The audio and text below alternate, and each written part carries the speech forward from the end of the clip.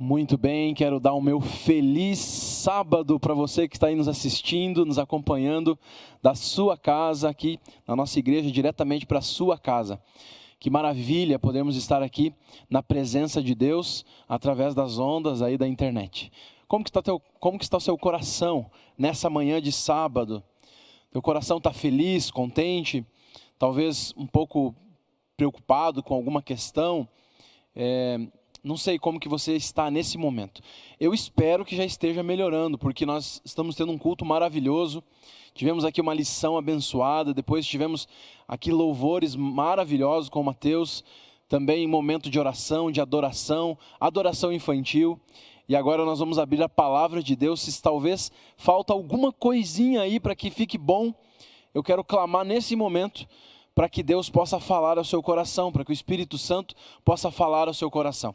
Não o pastor Adriano, que é muito fraco, muito pecador e que precisa dessa mensagem, mas Deus, que Ele possa falar conosco nesta manhã, amém?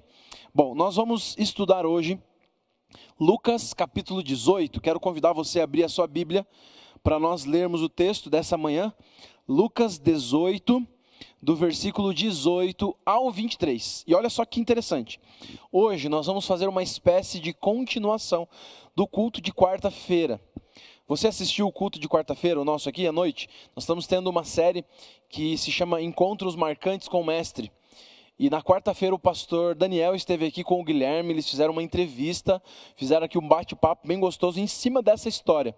E eu quero trazer aqui para vocês hoje novamente essa história, para a gente continuar essa conversa, mas eu quero me ater em um detalhe, em uma pergunta, na verdade, a grande pergunta, e na resposta que Jesus deu para essa pergunta, que faz sentido. Se você quiser, quem sabe, abordar outros temas que estão dentro dessa história, você pode assistir o sermão ali, ou melhor, a entrevista, o bate-papo de quarta-feira à noite com o pastor Daniel. Só entrar no nosso YouTube, ali você conhece, e procurar os cultos de quarta. Foi ali na quarta-feira que aconteceu essa mensagem, e hoje a gente vai dar sequência a essa conversa. Me inspirou, viu, pastor Daniel? Se você está assistindo aí, e eu resolvi então dar continuidade à conversa sobre essa história aqui. Lucas 18, versículo 18 até o 23. Leia comigo. Certo homem de posição perguntou-lhe: Bom mestre, que farei para herdar a vida eterna? Respondeu-lhe Jesus: Por que me chamas bom? Ninguém é bom senão um que é Deus. Sabe os mandamentos? Não adulterarás, não matarás, não furtarás, não dirás falso testemunho, honra teu pai e tua mãe. E aí o jovem rico então replicou-lhe, dizendo: tudo isso tenho observado desde a minha infância, ou desde a minha juventude. Ouvindo Jesus, disse-lhe: uma coisa ainda te falta. Vende tudo o que tens, dá aos pobres, e terás um tesouro no céu. Depois vem e segue-me. Mas ouvindo estas palavras, o jovem, ficou muito triste, porque ele era riquíssimo, e saiu dali cabisbaixo. Bom, essa história, ela aparece nos 3 evangelhos sinóticos aqui, exceto João, é o único que não fala, mas os primeiros 3 evangelistas, Mateus, Marcos e Lucas, eles contam para a gente essa história. Essa história é muito importante, porque quando a Bíblia repete alguma coisa constantemente, ela quer dizer o seguinte: olha, isso aqui é importante, isso é essencial. Então, se 3 dos evangelistas escolheram mencionar essa história, e olha, são poucos os eventos que os 3 evangelhos mencionam, especialmente em relação às parábolas, ou às histórias, os milagres. E aqui você tem, então, 3 vezes repetida essa história. Cada um dos evangelhos acrescenta um detalhezinho mais à história, que nos dá ainda mais argumentos, ou mais subsídio para entendermos aqui o que Jesus estava conversando com esse jovem, que ele queria ensinar, qual era a essência aqui da mensagem. Nós escolhemos Lucas, mas vamos lembrar de um pouquinho também dos outros, tá? A grande pergunta que eu trago para você nessa manhã é a seguinte, é a pergunta que está aqui dentro dessa história: o que eu posso fazer para herdar a vida eterna? O que eu posso fazer? O que fazer para herdar a vida eterna? Vou fazer essa pergunta de novo para você, tá? Existe alguma coisa, ou melhorar um pouquinho, né? Existe alguma coisa que você possamos fazer para herdar a vida eterna? Tem alguma coisa que é a nossa parte, que nós precisamos fazer para herdar a vida eterna? Para conseguir a vida eterna? Não existe? O que você acha? Existe ou não existe? Não precisamos fazer nada? Ou precisamos fazer uma coisa, duas coisas, algumas coisas? E se precisamos fazer, o que precisamos fazer? Nós vamos falar um pouquinho sobre isso nessa manhã.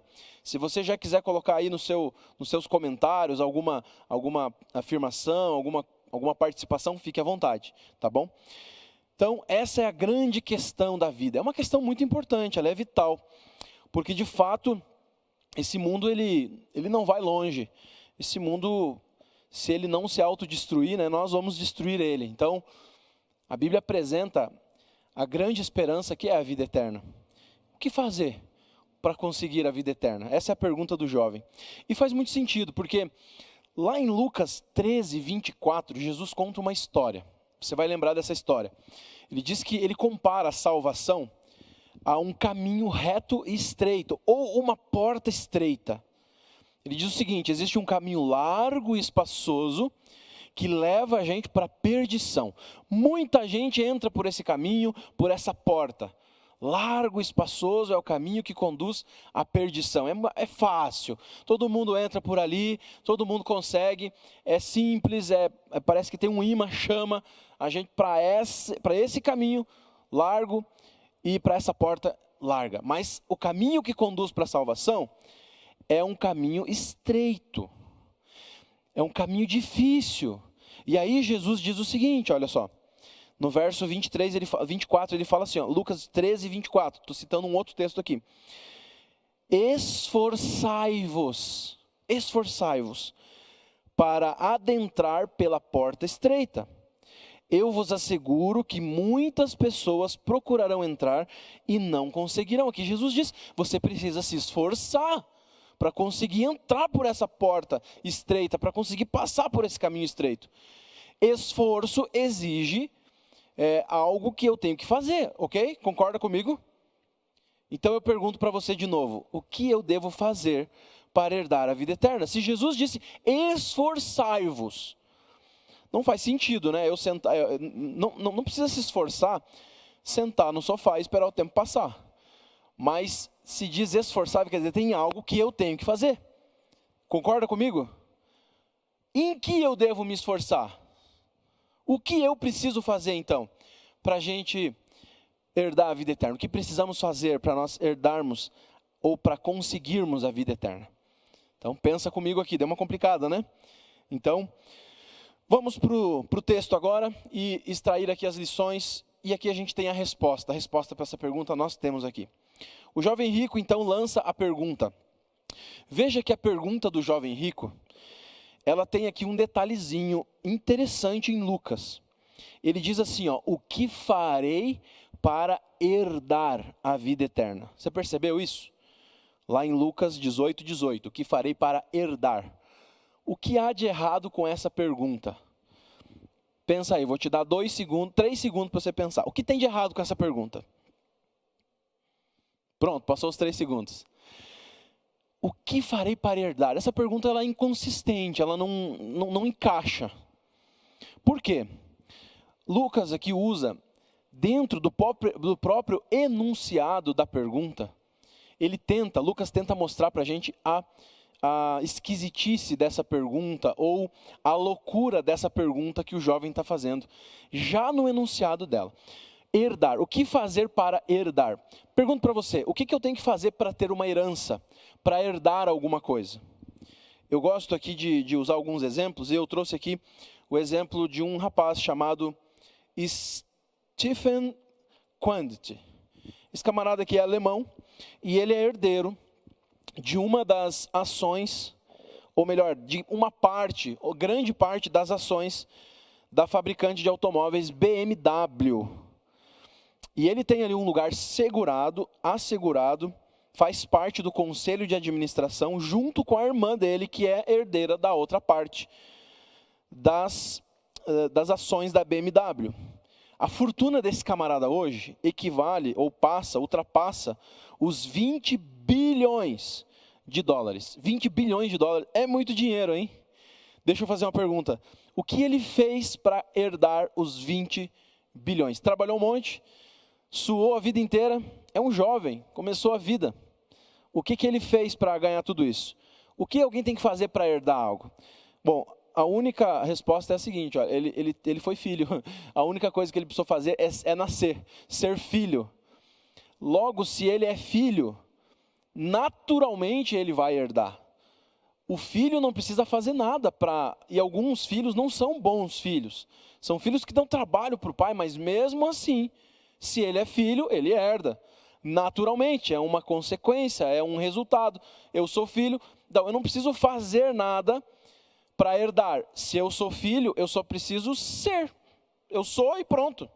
Não tem nada que eu possa fazer para herdar ou não herdar, ok? Naturalmente, pela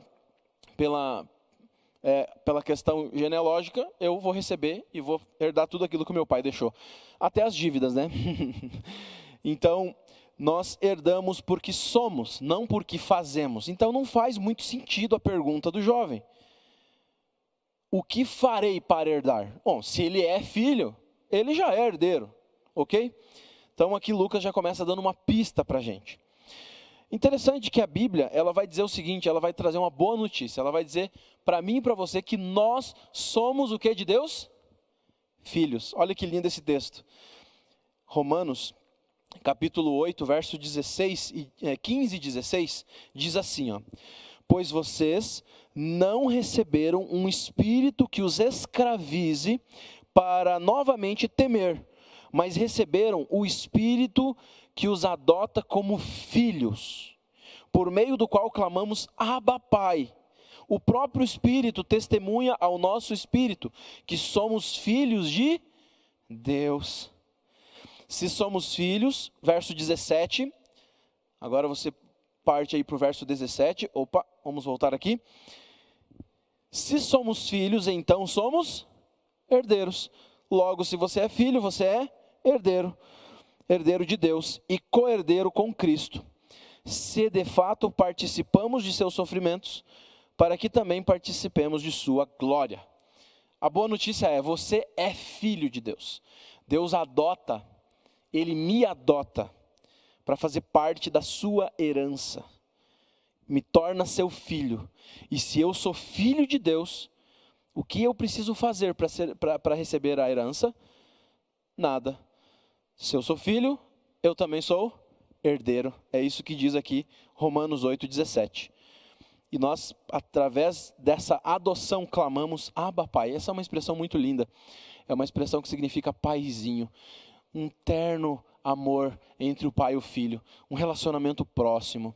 Um relacionamento de intimidade. Quem fala paizinho, painho, meu velho, né?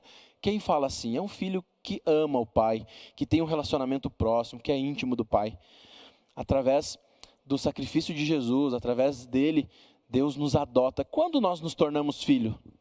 A gente se torna filho através do batismo, isso mesmo. Quando Jesus foi batizado, uma voz falou do céu, lembra? Esse é o meu filho amado que me dá prazer.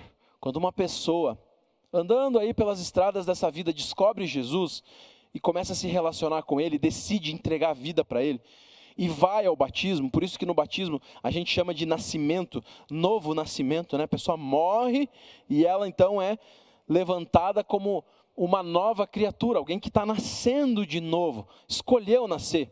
Então por isso que o batismo traz para a gente essa ideia do novo nascimento, é ali que nós nos tornamos filhos de Deus. Então se um dia eu encontrei Jesus, me aproximei dele e me entreguei a ele a ponto de ir às águas do batismo, nesse momento Deus olha para mim com alegria e diz a mesma coisa que disse para Jesus naquele dia do batismo de Jesus.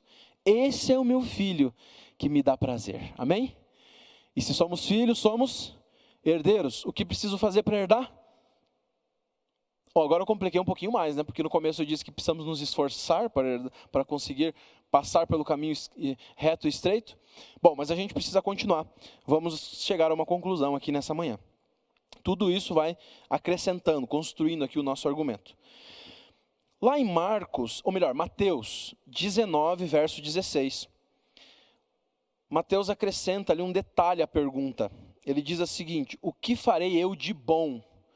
Aquele jovem, ele estava preocupado em fazer alguma coisa para ser bom. Ele queria ser bom o suficiente. Então, o que farei de bom para herdar a vida eterna? Como posso ser bom o suficiente? Jesus dá um corte, né? Facas Tramontina, corte direto. Jesus diz o seguinte: olha, como assim? Que negócio é esse? Está me perguntando aí acerca do que é bom? Bom só existe um. Em outras palavras, o que Jesus estava dizendo para esse jovem é assim: não há nada nesse mundo que você possa fazer que te deixe bom o suficiente para herdar a vida eterna. Ninguém na face da terra pode ser bom o suficiente, só existe um que é bom. E a Bíblia fala disso de capa a capa. Ela diz o seguinte, que todos nós somos pecadores, todos pecaram. Romanos 6:23, e o salário do pecado é a morte. Todos terão que enfrentar de cara esse inimigo, porque todos nós pecamos, não há um justo sequer sobre a terra. Todas as pessoas, a Bíblia diz que o nosso coração é desesperadamente corrupto. Davi, ele clamou a Deus em desespero: Senhor, eu nasci em pecado me concebeu a minha mãe. Esse é o drama humano. Todos nós somos injustos, todos nós somos pecadores. Ninguém aqui é bom o suficiente. E quer saber de uma coisa? Jesus diz: não há nada que você possa fazer de bom que te torne de bom o suficiente. É mais ou menos assim. Pensa comigo aí. Vamos supor que você tem uma dívida de R$1 bilhão. Eu estou pensando aqui na minha vida.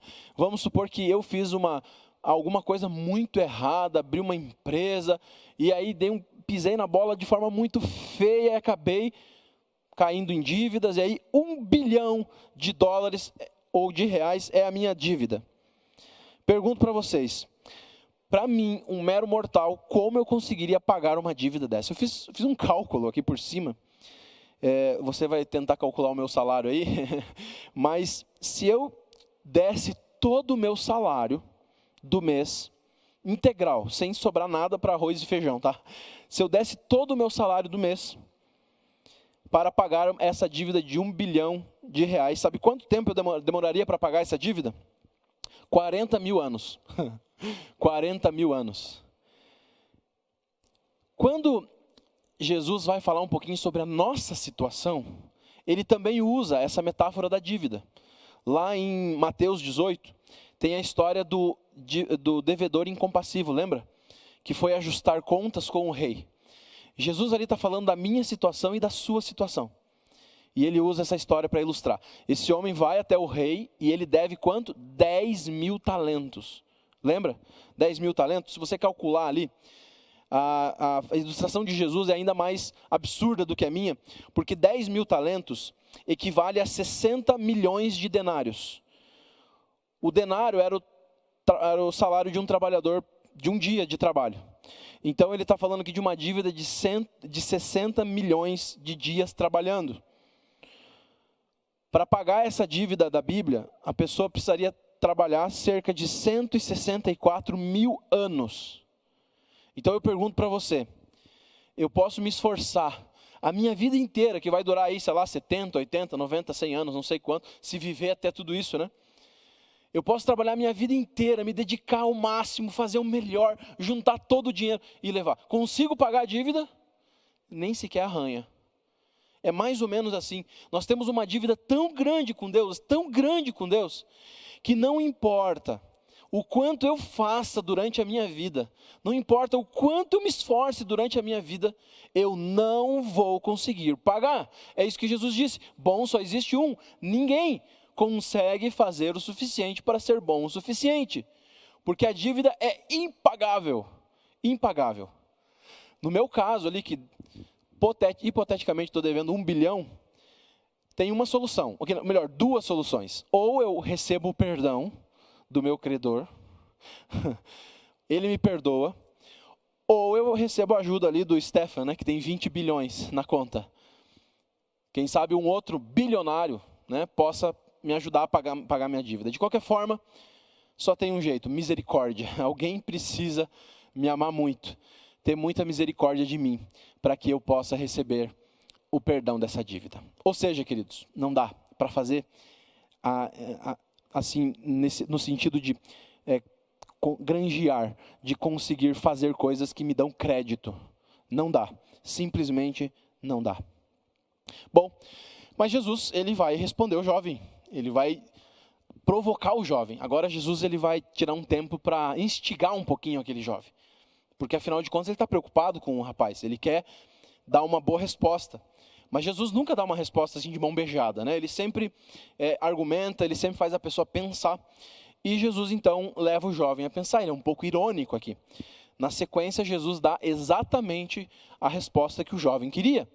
O jovem queria aquela resposta, exatamente aquela resposta. Jesus diz, bom, você conhece os mandamentos? E ele começa a citar alguns mandamentos, lembra? Falou ali do adultério, falou ali de não matar, de não roubar, enfim, de não cobiçar. Nem chegou a citar todos, alguns só para o jovem entender do que ele estava falando. E ele conclui dizendo, guarda os mandamentos e você vai ter a vida eterna. Parece que Jesus entra no jogo aqui do jovem, né?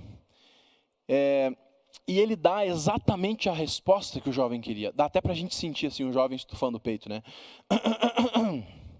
Jesus, eu tenho feito isso desde que eu era criança.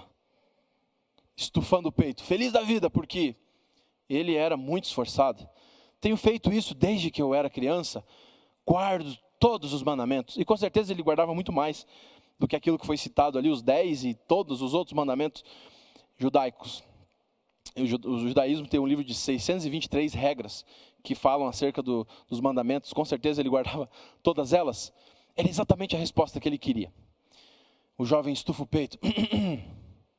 Bom, aqui o que a gente tem é o melhor que a religião pode conseguir. Uma pessoa que desde pequeno foi ensinado, educado e se esforçou para guardar todas as regras, todos os mandamentos, para ter uma postura impecável diante da sociedade, diante da sua comunidade. Alguém que realmente fazia, e a gente tem que bater aqui palmas para esse jovem rico. Ele era exemplar, a Bíblia diz aqui que ele era influente, que ele era uma pessoa de respeito, e justamente porque ele fazia, porque ele seguia à risca aquilo que deveria fazer. Tinha uma presença diante dos outros, uma aparência diante dos outros, irretocável. É o melhor que a religião pode produzir. Mas tem um problema em tudo isso aí. Marcos apresenta para a gente um detalhe muito interessante. Se você vai lá para Marcos 10:31, diz que quando Jesus acrescentou um detalhe à resposta dele, Jesus fitou aquele jovem e o amou. Fitando-o, o amou. Não é lindo isso? Imagina Jesus com aquele olhar de amor. Jesus que estava ali provocando, por um momento agora ele para de provocar e ele ama. Ele olha para aquele jovem no profundo da alma dele. E Jesus consegue compreender o que está por detrás ali. Ellen White comenta no livro Desejado de Todas as Nações, que Jesus viu ali uma casca na vida daquele jovem. Jesus viu que aquele jovem fazia de tudo, mas existia algo que estava faltando. Tinha alguma coisa ali que não estava certo, estava fora do lugar. Alguma coisa ali que, sabe, como algumas pessoas que conseguem tudo, mas que se sentem vazias. Você já se sentiu assim alguma vez? Está tendo sucesso em tudo, mas está vazio, está faltando alguma coisa. Tem alguma coisa aqui que não está no lugar, não está preenchido. Tem muita gente aí, mundo afora, que conquista tudo, absolutamente tudo. É aplaudido, mas que tem algo faltando. Isso é possível dentro da religião também. Pessoas que são religiosos exemplar, mas que tem algo faltando ali dentro. Aquele jovem de fato procurou Jesus por isso. Se ele era realmente tudo o que ele era, que aparenta ser, por que ele procurou Jesus? Por que ele fez essa pergunta? Tinha alguma coisa incomodando aquele jovem, tinha alguma coisa faltando, tinha alguma coisa que estava ali ainda precisando ser completo. E por isso Jesus amou aquele jovem, sabe? Muitas vezes nós também somos assim. Tentamos e fazemos de tudo para parecer o que não somos. Nós nos esforçamos ao máximo para ter uma imagem onde as pessoas olhem para nós e aplaudam. Tentamos, na frente das pessoas, sermos pessoas respeitáveis, perfeitos. Existe um impostor em nós, né? Tem um livro que chama O Impostor que Vive em Mim. Tem um impostor em nós que tenta e se esforça por, na presença dos outros, ser perfeito. E às vezes até inventa histórias, não tem? Muitas vezes a gente tenta cultivar. E também, muitas vezes, tentamos, de fato, melhorar, crescer, nos desenvolver, cumprir, sabe, com aquilo que os outros esperam de nós. Mas, infelizmente, muitos de nós somos como um copo sujo por dentro.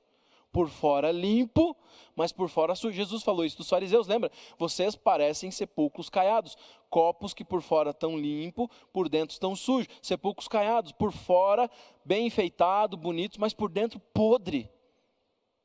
E muitas vezes atrás da nossa santidade a gente esconde a nossa podridão. Esse é o drama de uma religião de compra e ganha. Ou de uma religião de faz e ganha, melhor dizendo. De uma religião de interesses. Querer aparecer, querer aparentar diante dos outros, ou querer obter o favor de Deus pelo mérito. Esse é o drama. Vai faltar alguma coisa. Não vai completar. Não vai completar. Aí Jesus, ele acrescenta algo à sua primeira parte da resposta. Ele diz assim, tem uma coisa que está te faltando. É como se Jesus fosse fazer um teste com o jovem. Bom, você está dizendo aí que guarda todos os mandamentos, desde criança, certo? Vamos fazer um teste. Se realmente isso acontece. Vai, vende tudo o que você tem, dá aos pobres e terás um tesouro no céu. Vai, vende tudo o que você tem. Depois disso o jovem fica triste, cabisbaixo e vai embora. O que Jesus está querendo fazer esse jovem pensar, está querendo provocar aqui um pensamento é o seguinte. Você diz que guarda, mas será que você guarda mesmo?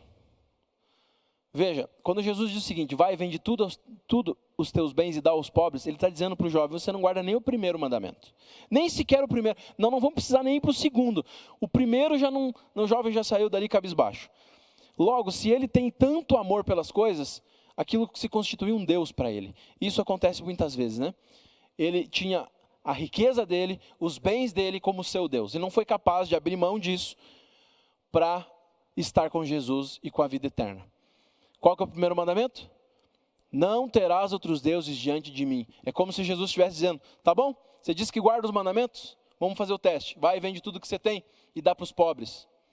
O jovem não passa sequer no primeiro mandamento. Ele guardava os mandamentos mesmo? Você percebe qual é o drama da pessoa que faz da religião um jogo de interesses?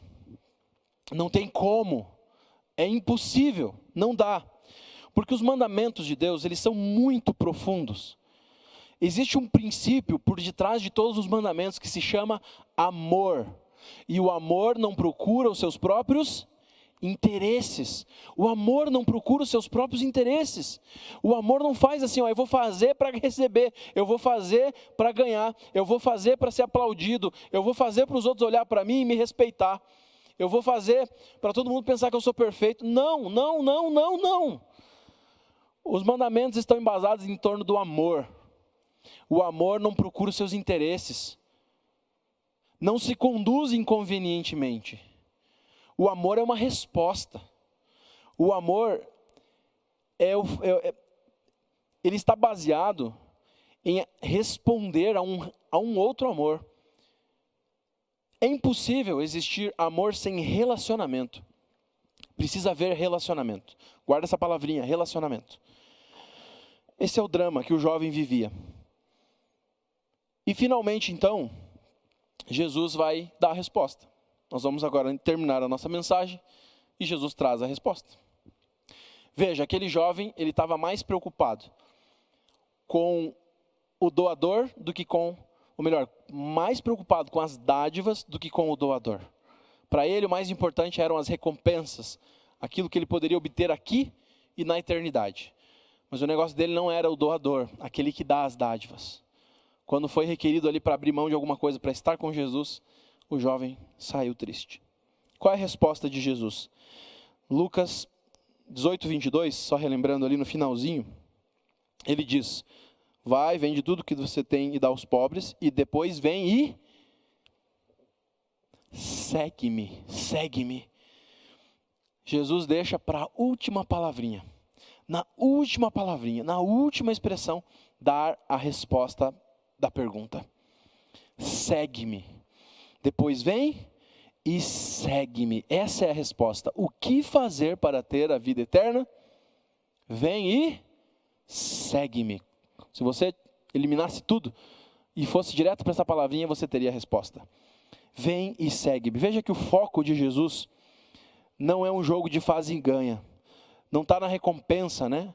O foco está no relacionamento. Seguir tem a ver com relacionamento, convivência, estar, se relacionar, conviver, estar presente, andar ao lado. O foco aqui não é a linha de chegada.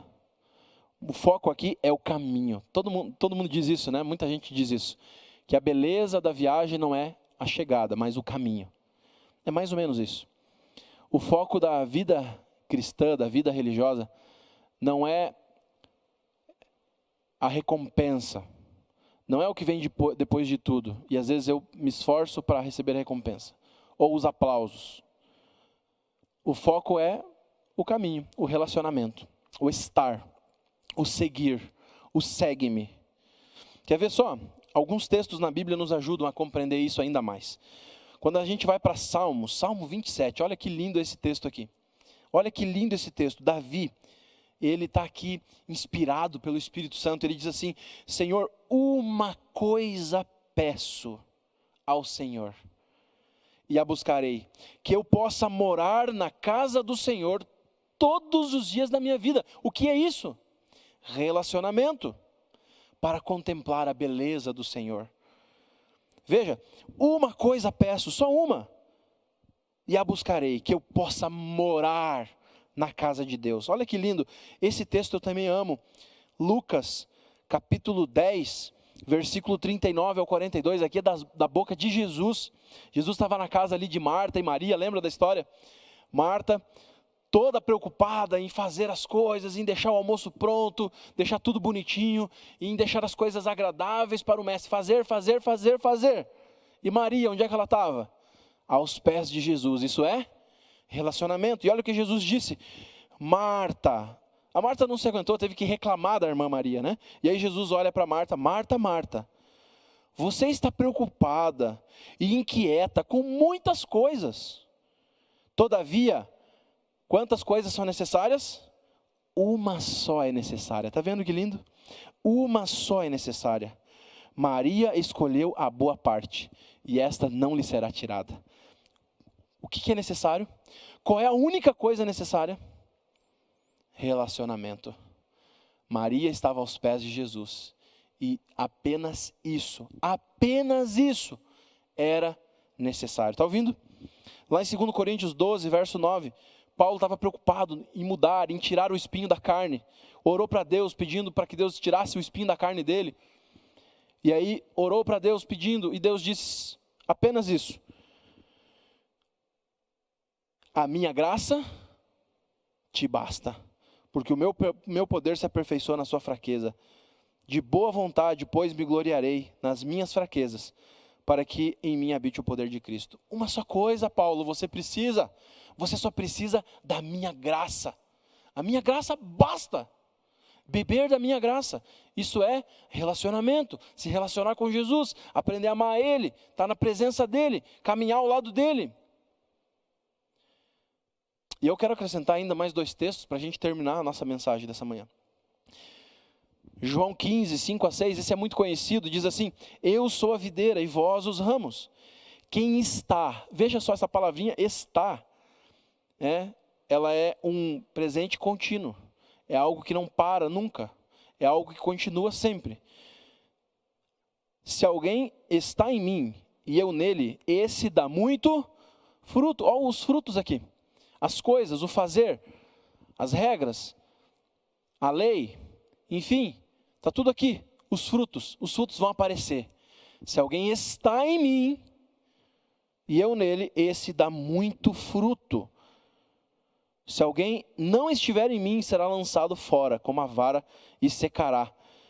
E os que colhem o lançarão no fogo. E o último verso que eu queria deixar para você nessa manhã é o texto de 2 Coríntios 6,17. Assim que, se alguém está em Cristo, olha de novo a palavrinha, se alguém está em Cristo, nova criatura é. As coisas velhas já passaram, eis que tudo novo se fez. Eis que tudo novo se fez.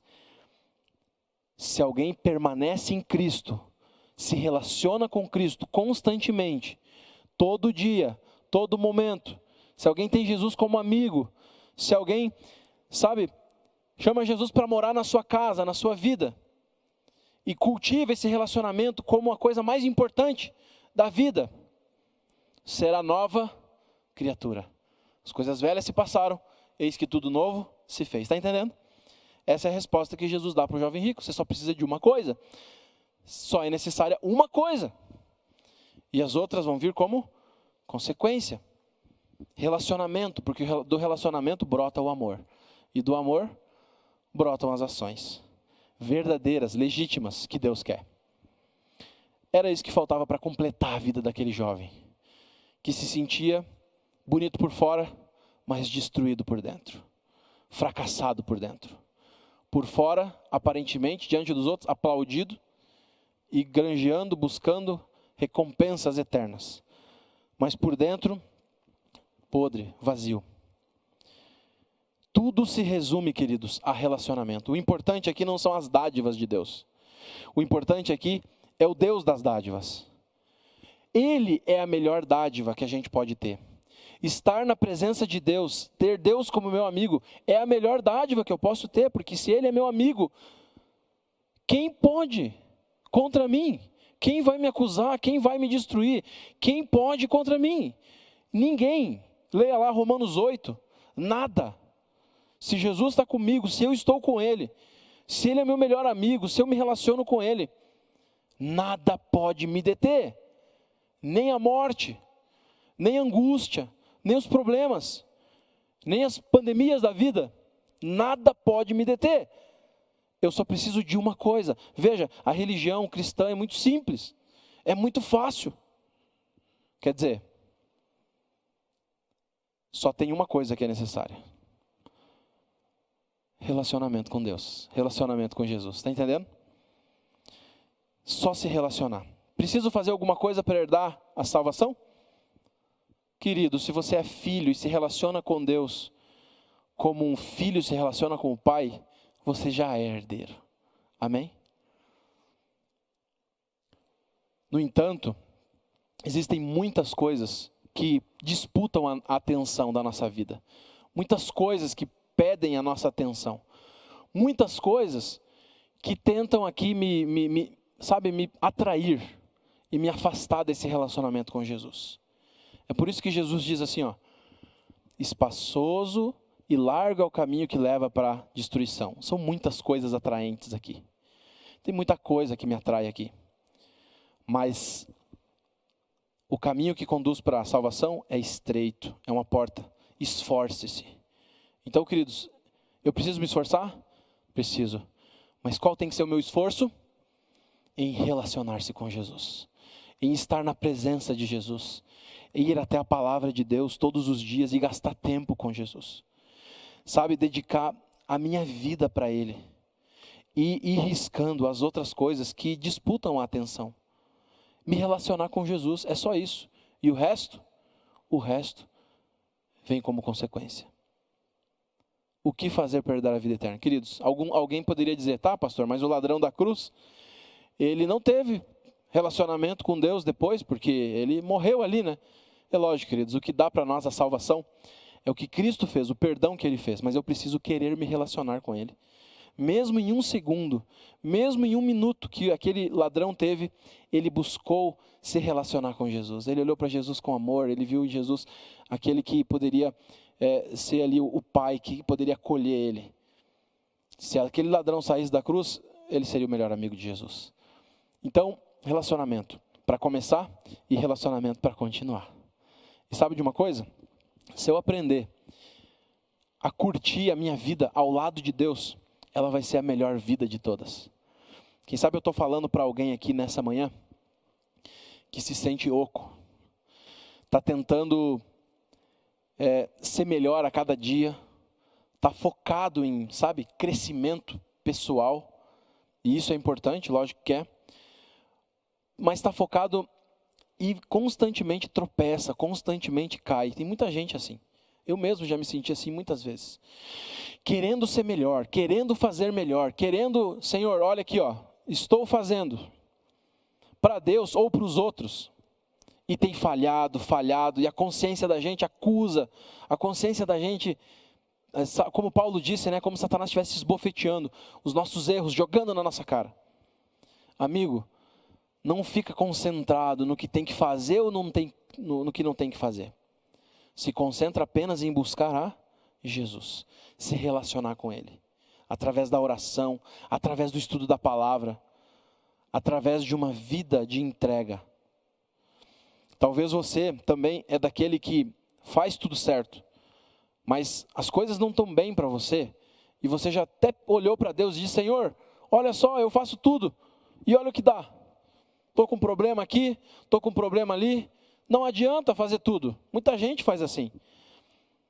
Vive corretamente e na hora que as coisas más acontecem, bota a culpa em Deus e diz, Senhor, eu faço tudo e olha aqui, agora está dando errado por quê? Está me castigando, mas eu faço tudo certo. Isso também é uma prisão. Veja, às vezes a gente condiciona a nossa fé às circunstâncias. Mas o mais importante não são as circunstâncias, é quem está do nosso lado. Se você olhar para a coisa mais importante, como sendo a presença de Deus na tua vida, tudo vai se dissipar. E Ele vai te conduzir pelas trevas e pelo vale da sombra da morte, e vai te conduzir, e vai te levar à linha final. Tudo se resume a relacionamento. Quem sabe eu estou falando com alguém que está longe de Deus, está sentindo os efeitos dessa distância. Alguém que está conhecendo Jesus, mas que nunca teve um relacionamento profundo com Ele. Jesus quer ter você como filho. Ele não quer que você seja um escravo, seja, sei lá, alguém que vê Ele com medo. Ele quer que você olhe para Ele como um pai. Ele se aproxima de você como pai. Talvez seja o momento de você dizer, Senhor, eu quero parar de fugir. Eu quero parar. Eu quero me entregar aos teus braços. Eu quero me entregar ao Senhor com força. Eu quero tomar uma decisão além do que eu estou vivendo hoje. Quem sabe é o momento de você fazer planos para passar pelo batismo. Já pensou, hein? Batismo é aquele momento em que o céu se abre e Deus diz assim, esse é o meu filho que me dá prazer. É aquele momento em que Deus pega a gente e coloca nos braços. Quem sabe você que está aí na beira de uma decisão, no vale da decisão, esse seja o momento de você tomar uma decisão. Eu queria te desafiar a hoje se entregar a Jesus, a hoje fazer um plano de entrega total, de ser adotado como filho, de ser recebido na família de Deus. Quem sabe se você está aí passando por esse momento e gostaria de tomar uma decisão ao lado de Jesus, de ser batizado, você pode colocar aí nas nossas redes, diga assim, eu quero ser filho, eu quero me entregar a Jesus, eu quero ser batizado, eu quero. Coloca a tua decisão, registra a tua decisão. Não interessa quem vai ver, Deus vai ver e você vai reafirmar isso. Mas eu também falo com aquele que já está na igreja há muito tempo, aquele que já é cristão há muito tempo. Hoje é o dia de você parar de focar em coisas e você focar naquilo que é mais importante, no Deus das coisas. De você deixar a religião de interesses e se interessar numa coisa só, em Jesus, no relacionamento com Ele. na intensidade da tua comunhão com Ele. Com certeza a tua vida vai ser preenchida. E eu e você seremos ramos que daremos muitos frutos. Amém? Quantos de vocês gostariam de hoje, mais uma vez, se dedicar a Jesus? Se entregar a esse Deus maravilhoso? Eu quero te convidar nesse momento, então, você que deseja registrar sua decisão. Mas nesse momento também quero te convidar a orar comigo. Ora comigo? Vamos orar. Pai querido, obrigado, Senhor, porque Tu és um Deus maravilhoso. Não és um Deus, Pai, que fica aí do céu querendo uma religião de jogo de interesses. Quem sabe esperando que nós sejamos bonzinhos, e se não formos bonzinhos vai nos castigar. Muitos veem Deus assim e procuram fazer tudo corretamente, mas não por causa de Deus, por causa do castigo ou por causa da consequência, da recompensa. Às vezes a recompensa nem é tanto o céu, mas o aplauso dos outros. E vivem por causa disso uma religião fria, Senhor. Uma religião de escravo. Uma religião de medo.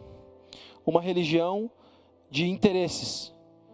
E por isso se sentem muitas vezes vazios por dentro. Se sentem como se estivessem ocos por dentro.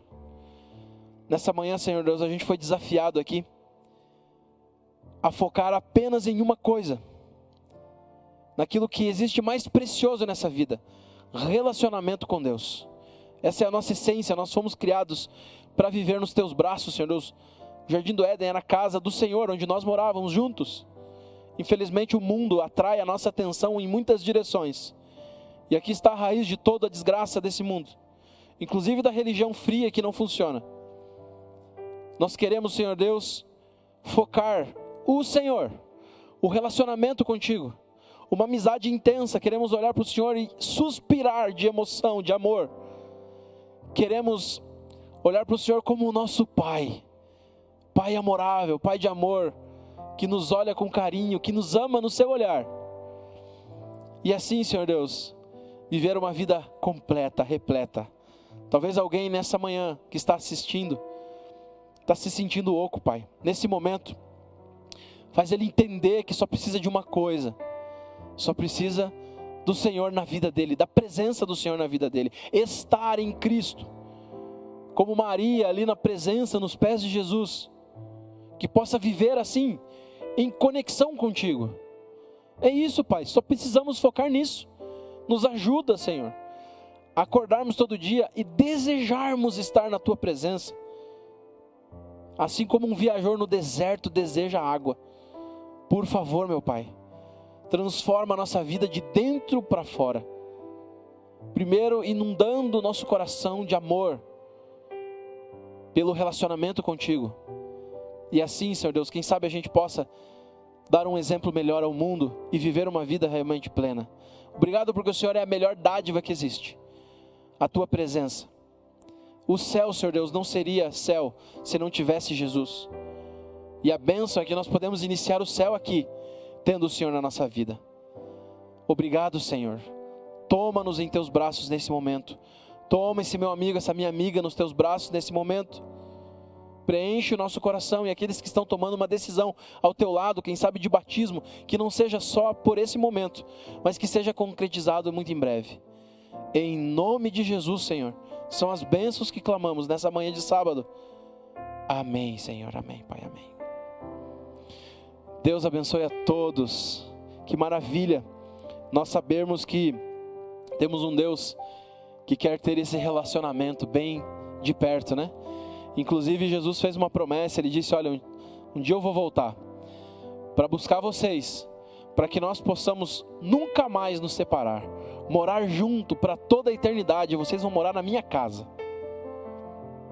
Que nós possamos olhar para Jesus como a dádiva maior de todas e concentrar a nossa vida em buscá-lo. Esse é o meu desejo para você, e que a tua vida seja repleta de bênçãos.